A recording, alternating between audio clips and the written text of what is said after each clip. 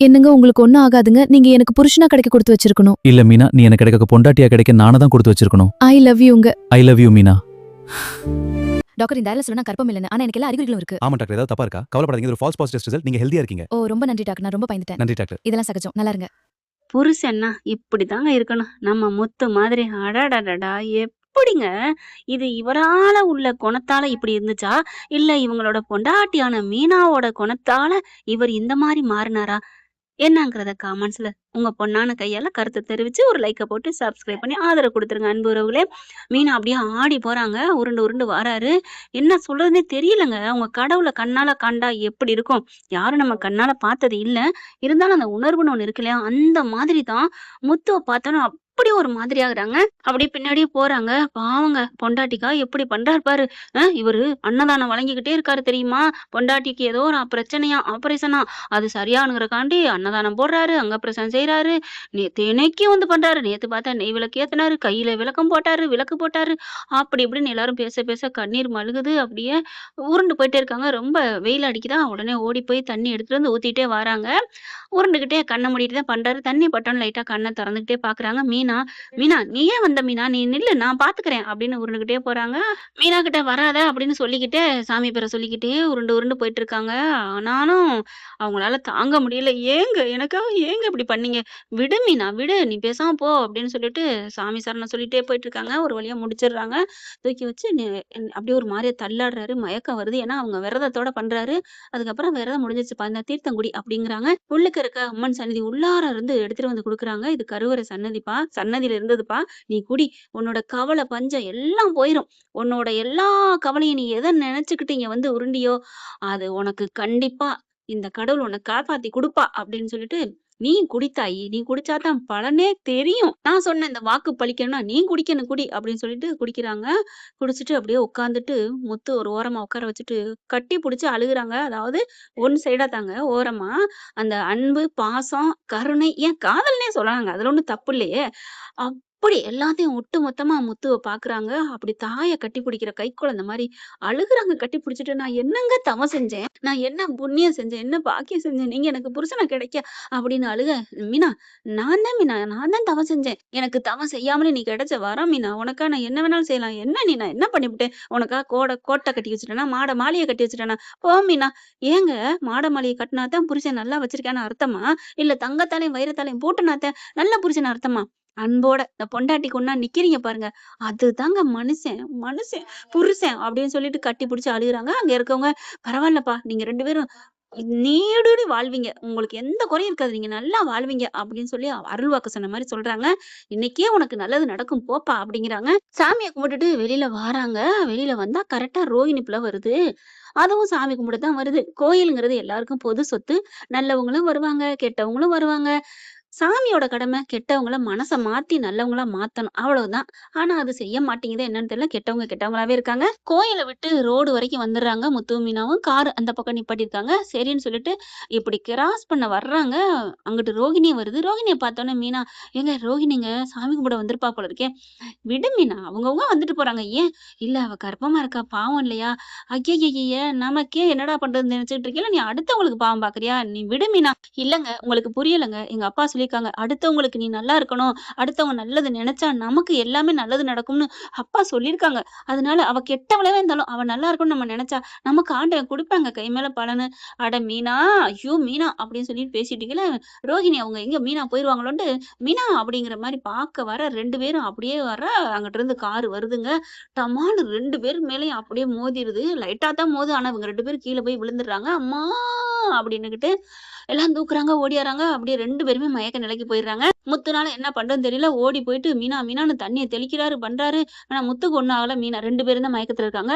கார்ல 2 பேருமே தூக்கி போட சொல்றாங்க. ரோகிணி, மீனா 2 பேருமே ஏத்திக்கிட்டு ஆஸ்பத்திரிக்கு போறாங்க.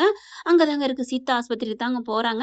போயிட்டு ட்ரீட்மெண்ட்டும் ஓடிட்டு இருக்கு. இங்கிட்டு அங்கிட்டு பாக்குறாங்க. முத்து தவிக்கிறாரு. அவங்க அம்மாவும் வர சொல்லிடுறாங்க. தங்கச்சி வந்துரா, "என்னாச்சு மாமா? என்னாச்சு மாமா?" அப்படின்னு சொல்லிட்டு 2 பேரும் பாக்குறாங்க. அதுக்குள்ள சீதாவுக்கு வேலை ஹெவியா வந்துருது. அந்த பிள்ளை அடுத்து நர்ஸ பாத்துக்க சொல்லிட்டு அவங்க வேலைக்கு அங்கிட்டு போயிடுறாங்க. கொஞ்ச நேரத்துக்கு அப்புறம் இவரு அழுகுறாரு, அழுகுறாரு. "மீனா உனக்கு ஒண்ணும் இல்ல மீனா. மீனா நீ வந்துருவ மீனா, வந்துருவ மீனா" அப்படின்னு சொல்லிட்டு இருக்கையில கண்ண முழிக்கிறாங்க. அங்க ரோகிணியும் முழிக்குது. அவங்க அம்மாவையும் வர சொல்லிடுறாங்க. அவங்க அம்மா, தம்பி, பிள்ளையும் வந்துடுறாங்க. அதுக்கப்புறம் 2 பேரும் அங்க பக்கத்துல அங்க இருக்குது.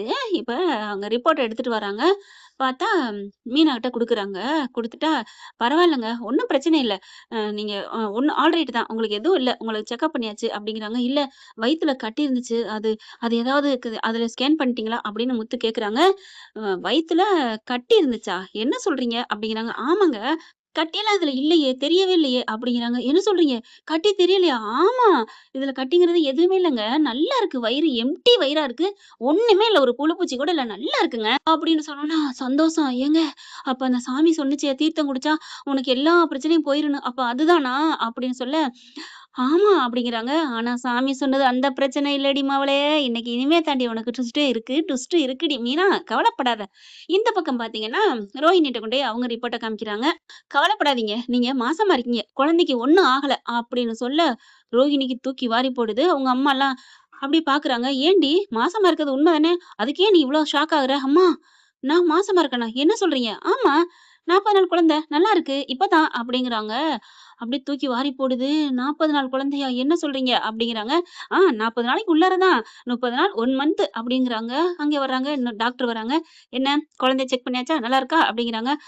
இவங்களுக்கு குழந்தைக்கு ஒண்ணும் இல்ல. அவங்களுக்கு தான் ஆக்சிடென்ட் ஆனது. கம்ப்ளைண்ட் வாங்கியாச்சா?" "அதெல்லாம் வாங்கியாச்சு." அப்படிங்கிறாங்க. "அவங்களுக்கு ஏதோ வயித்துல கட்டி இருக்குன்னு சொல்றாங்க. ஆனா கட்டியே இல்லையே." அப்படிங்கிறாங்க. "என்ன சொல்றீங்க? கட்டி இல்லையா?" "ஆமா. அவங்க வெறும் வயிறு நல்லா இருக்கு. ஆனா கட்டின்னு சொல்றாங்க." "புரியலையே! ஆச்சரியமா இருக்கே!" அப்படின்னு சொல்லிட்டு போறாங்க. அந்த பக்கத்து இங்க ரோகிணி குழம்பி போயிருக்கு. "என்ன நான் கர்ப்பமா இருக்கேனா? நம்ம கர்ப்பமே இல்லையே!" ஏன்னா அந்த பிள்ளை நடிச்சது தாங்க. உண்மையிலே அந்த பிள்ளை கர்ப்பம் இல்ல. இப்ப மீனாட்டை, முத்துட்டயும் அந்த டாக்டர் கேட்கறாங்க. "என்னங்க கட்டி இருந்துச்சுன்னு சொல்றீங்க?" "ஆமாங்க. கட்டி இருந்துச்சுன்னு சொன்னாங்கங்க." அப்படிங்கிறாங்க. "கட்டியெல்லாம் ஒண்ணும் இல்லம்மா." அப்படிங்கிறாங்க. "ஐயோ! நீங்க பாருங்க மொபைல் இருக்கு." அப்படிங்கிறாங்க. "இது என்னன்னு தெரியல. ஆனா வயித்துல இல்ல. போதுமா?" அப்படிங்கிறாங்க. பக்கத்துல இருக்க அந்த பொண்ணு" அப்படின்னு முத்து கேட்க, அவங்க மாசமா இருக்காங்க. அந்த குழந்தைக்கு ஒண்ணும் இல்ல. அதுக்கப்புறம் பாத்துக்கங்க. எனக்கு ஒரு 2 மணி நேரம் கழிச்சு நீங்க டிஸ்சார்ஜ் ஆயி போலாம் அப்டின்ட்டு அந்த டாக்டர் அம்மா போயிட்டு, அவங்க ரோஹிணிக்கு ட்ரீட்மென்ட்க்கு மருந்து கிருந்துலாம் குழந்தைக்காண்டி எழுதி குடுக்குறாங்க. ரோஹிணி திரு திருன்னு முழிக்குது. என்ன இந்த பிள்ளை திரு திருன்னு முழிக்குதே அப்டின்ட்டு டாக்டர் என்ன பண்றாங்க, கைய புடிச்சு பல்ஸ் பாக்குறாங்க. பார்த்தா ஒத்த நாடி துடிக்குது. "என்ன மேடம் உங்களுக்கு ஒரு நாடி தான் துடிக்குது. ஆனா ரிப்போர்ட்ல கர்ப்பம்னு காமிக்குது" அப்படின்னு சொல்ல, "அதானே" அப்படின்னு எல்லாம் பாக்க, அங்க இருந்து "மேடம், மேடம்" அப்படின்னு ஓடி வராங்க. இந்த பையன் அடி என்ன அடிக்கிறாங்க. மொபைல பாத்துட்டு ரிப்போர்ட்ட மாத்தி வச்சுட்டாங்க. "என்ன சொல்றீங்க?" "ஆமா, இது மீனாவுக்கு போ வேண்டிய ரிப்போர்ட். இது ரோஹிணிக்கு போ வேண்டிய ரிப்போர்ட்" அப்படின்னு சொல்லிட்டு மாத்தி குடுக்குறாங்க. பார்த்தா அந்த ரிப்போர்ட் படியான இந்த பிள்ளை வயித்துல ரோஹிணி வயித்துல ஆல்ரெடி ஒண்ணுமே இல்ல தானங்க. அதனால அது அங்கிட்டு போகுது. முத்து, மீனா அப்படியே ஆச்சரியப்பட்டு போறாங்க. "அடி பாவி!" அப்படின்ட்டு. அவங்க வயித்துல ஒண்ணுமே இல்லங்க. இது உங்க ரிப்போர்ட். உங்க வயித்துல தான் ஒரு மாச சிசு கரு உருவாயிருக்கு. என்ன சொல்றீங்க? என் பொண்டாட்டி கர்ப்பமா இருக்காளா? ஆமா. நான் கர்ப்பமா இருக்கேனா? ஆமாங்க. அப்பா! அந்த ஆத்தா மகமாயி எனக்கு கண் திறந்துட்டாளா? இந்த தீர்த்தம் குடிச்சா நல்லாயிரும்னு சொன்னாங்களே! அது கரெக்ட்டா? அவ்வளோ ஒரு சந்தோஷப்படுறாங்க. அப்படியே ரோஹிணிய பார்க்குறாங்க. இறங்கி போயிட்டு, "அடியே பாவி! நீ திருந்தவே இல்லையாடி? இல்ல மீனா, இல்ல முத்து. நான் உண்மையிலே கர்ப்பம்னு தான் நெனச்சேன். அவங்க பாத்தியா கர்ப்பம்னு தானே சொன்னாங்க." "ஏய்! அது என்னோட ரிப்போர்ட்ட பாத்து சொன்னாங்க. உன் ரிப்போர்ட் எம்ப்டி வயிறு. என்ட்ட காமிச்சுட்டாங்க. அதுதான் என் வயிறுன்னு நெனச்சேன். நல்ல வேளை கட்டிங்கிற ஒரு பிரச்சனைங்கிறதுனால தான் எம்ப்டி வயிறு எப்படி இருக்கும் அப்படின்னு கண்டுபிடிச்சோம்." "அடி பாவி! அப்ப நீ கர்ப்பமாவே இல்லையா?" இல்ல மீனா. நான் வாழணும் மனோஜ் கூட. அதுக்காக தான் என்ன ஒண்ணும் பண்ணாதீங்க." அப்படின்னு அழுக, அவங்க அம்மா பாக்குது. முதுகுல போட்டு சாத்து சாத்து சாத்துன்னு சாத்துது. "பாவி, பாவி! நீலாம் உருப்படுவியாடி? இன்னும் நீ திருந்தவே மாட்டியாடி? புள்ள விஷயத்துலயா பொய் சொல்லுவ?" "அ இல்லம்மா, அந்த புள்ளைன்னா இறங்கி வருவான் தான்." "இறங்கி வந்தாளா உன் மாமியா?" "ஏய்! நீ அந்த வீட்ல வாழவே முடியாதுடி. அவன் நல்லவனே இல்ல." "அம்மா அப்படிலாம் இல்லம்மா." "என்னடி நொப்புலாம் இல்லம்மா. அவன் நல்ல மனுஷனா இருந்தாலும் ஆத்தா பேச்ச கேட்கிறான்டி. தன்னோட புத்திக்கு இருக்கணும். ஏதோ சரி, தப்பா நம்ம கொஞ்சமாவது யோசிக்கணும். அது இல்லாத மனுஷனோட நீ வாழ முடியாதுடி ரோகிணி." அடி பாவி, பாவிங்கல்ல முத்து வாராங்க, மீனா வாராங்க. "உன்னைய பலான்னு ஒரு அறை குடுக்கணும்னு தான் தோணுதுன்னு" கைய ஓங்க ரோகிணி. "ஐயோ! அம்மா" அப்படின்னு குனிய. ஆனா பாவமாச்சே உன் வாழ்க்கை போச்சேன்னு விட்டுட்டு போறேன்டி அப்படின்ட்டு அப்படின்னு துப்பிவிட்டு முத்து, மீனாவும் கிளம்புறாங்க. அங்கே அவங்க அம்மா வழக்கமா ரோகிணிய திட்டுது. அவங்க பையன் வந்துட்டு, "ஏம்மா நீ திருந்துட்டேன்னு நெனச்சேம்மா. நீ என் மூஞ்சில முழிக்காதம்மா. நான் முத்து மாமா வீட்டுக்கே போறேன்." அப்படின்னு போக, "டேய் டேய் கிருஷு உன்னால தானே நான் வாழ்றேன். நில்றா ப்ளீஸ்டா" அப்படின்னு கைய பிடிச்சு இழுக்குறாங்க. ஆனா முத்து, மீனாவும் ரொம்ப ஹேப்பியா போறாங்க. சந்தோஷமா போறாங்க. போயிட்டு வீட்டுக்கு போயிட்டு, "அப்பா இங்க வாங்க." சாமிய கும்பிட்டுட்டு தானே போறாங்க. சாமிக்கு நன்றி சொல்லிர்றாங்க. "ஆத்தா நீ சொன்னது பளிச்சிருச்சுன்னு" சொல்லிட்டு, அங்க பூசாரிட்டயும் பளிச்சிருச்சுன்னு சொல்லிட்டு கையில இருக்க பணத்தை அப்படியே அள்ளி கொடுக்குறாரு. தம்பி இதெல்லாம் எனக்கு வேணாம் தம்பி. இதை நான் ஆசைப்பட்டு கொடுக்கல. ஐயோ இது என் சந்தோஷத்தின் வெளிப்பாடு. இத 4 ஏழை பிள்ளைங்களுக்கு சாப்பாடு வாங்கி கொடுப்பா அப்படின்னு சொல்லிட்டு காணிக்க மட்டும் நான் எடுத்துக்கிறேன்னு ஒரு 10 ரூபாய் எடுத்துக்கிறாரு. அப்படியே வாழ்த்து சொல்றாங்க. கால்ல விழுந்து ஆசீர்வாதம் வாங்குறாங்க. என் பொண்டாட்டி கர்ப்பமாயிட்டா, கட்டியும் இல்லாம போச்சு. ஐயோ அதுல இன்னொன்னு ரோகிணி மாசமா இல்ல. அது ஒரு இது. வீட்டுக்கு போய் எல்லாத்தையும் சொல்ல அப்படி ஒரு சந்தோஷம் அண்ணாமலை அடையிறாரு. விஜயா வருது. அந்த பிள்ளை என்னடா பண்ணலாம், எப்படி கலைக்கலாம் அப்படிங்கிற மாதிரி வந்தா, விஜயா வந்த கையோட ஏய் போயிட்டு எனக்கு ஜூஸ் போட்டு எடுத்துட்டு வா அப்படிங்கிற. எந்திரிக்க போது இது ஒரு பக்கி, நீ உட்காருமா அப்படின்ட்டு. என்ன நினைச்சிட்டு இருக்கீங்க, அவளாம் வேலை பார்க்க மாட்டா, நான் போறேன் அப்படின்னு எந்திரிக்க. ஏன் மகாராணி வேலை பார்க்க மாட்டாளா என்ன, எந்திரி போய் எனக்கு போட்டு கொண்டா, மீனா உட்காரு அப்படின்ட்டு. நீ அந்த அப்படிலாம் நவராத, மெதுவா உட்காரு அப்படின்னு அப்படியே பரபரப்பா இருக்காரா. என்னடா என்னமோ புள்ளத்தாச்சியை பாக்குற மாதிரி கவனிக்கிறீங்க. ஆமா சொன்னாலும் சொல்லாட்டி அவ புள்ளத்தாச்சி தான். அப்படியே தூக்கி வாரி போடுது. அப்பதான் அண்ணாமலை பாக்குறாரு. என்ன பாக்குற, யாரு புள்ள இங்க வீட்டுக்கு வாரிசா வரணும்னு நினைச்சியோ அது வந்தது, உனக்கு பிடிக்காம போச்சு. ஆனா யாரு புள்ள வரக்கூடாதுன்னு நினைச்சியோ அந்த பிள்ளைதான் முதல் வாரிசா வந்திருக்கு. என்ன சொல்றீங்க. ஆமா. ரவியும் ஸ்ருதியும் அதை கேட்டுட்டு சந்தோஷமா மீனாவை தூக்க போறாங்க. ஸ்ருதி ஐயோ ஐயோ வேணாம் விடுங்க அப்படிங்கிறாங்க. ஐயோ வாழ்த்துக்கள் வாழ்த்துக்கள் அப்படின்ட்டு முத்து மீனாவை ஹாப்பி படுத்துறாங்க. விஜயா ஆடி போகுது. என்னது இவ மாசமாயிட்டாளா, அப்ப மனோஜுக்கு அப்படிங்கல. அப்பா இன்னொரு விஷயம் அம்மாட்ட சொல்லுங்கப்பா. அப்புறம் இன்னொன்னு, அவ மாசமா இருக்கேன்னு சொன்னது பொய். அவ வயித்துல ஒண்ணுமே இல்ல. அதான் நான் அப்பவே சொன்னேனே. மனோஜ் உடனே என்னது அப்படின்னு உள்ள இருந்து ஓடி வரான். அவ மாசமா இல்லையா, அப்பாடா அப்படிங்கல. ஏன்டா ஓடுகளி நீ ஏன் அப்பாடாங்கிற, நீ தான் அந்த பிள்ளை தொடவே இல்லையே. இல்ல இருந்தாலும் என் மேல பழி போடுவாள, அதுக்காத்தான். டே டே டே டே ரொம்ப நடிக்காதடா, நீ என்ன எல்லாம் பண்ணன்னு தெரியும், அடங்கு. அம்மா இல்லம்மா டே எல்லாம் தெரியும்டா அப்படின்னு ஒரு அறை குடுக்குது மனோஜுக்கு. ஏமா என்னை அரைஞ்ச, நீ தான் எல்லாம் பண்ணேன்னு தெரியும்டா, ரொம்ப பண்ணாத உன்னைய.